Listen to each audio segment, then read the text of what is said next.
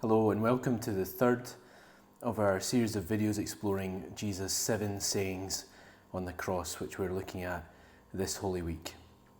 Today's reading is the third of the 7 sayings recorded in Scripture. It comes from the Gospel of John, chapter 19, verses 25 to 27.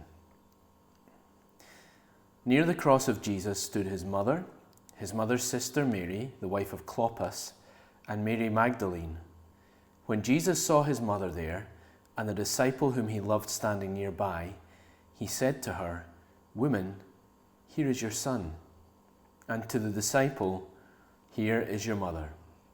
From that time on, this disciple took her into his home.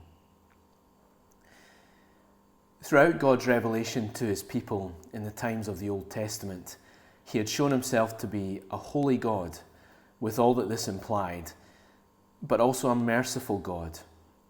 Israel is judged by God in relation to how they as a people have cared for the most vulnerable in their society, such as widows and orphans. We see God's tender Father's heart for such people.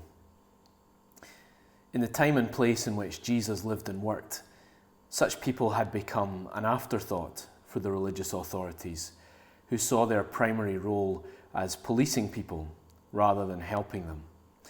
And a particular hallmark of Jesus' ministry was his revelation of God's heart for such people, in his care for those who found themselves on the margins as outsiders looking in: lepers, prostitutes, tax collectors, paralytics, the demon-possessed, as well as the likes of orphans and widows.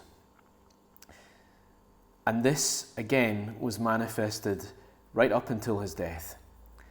We're not sure exactly who the so-called beloved disciple is, but we do know who Jesus' mother was, Mary. She was almost certainly a widow at this point.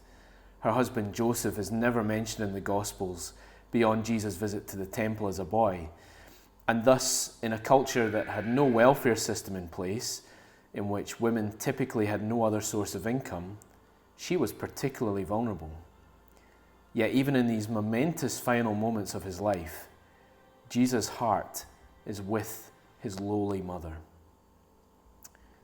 If today you're feeling lonely, if today you're feeling like an outsider looking in on life, if today you feel broken and desperate at the end of your rope, know that Jesus cares for you intimately. And know that he greatly desires you to come to him and to know his restoring and healing power in your life.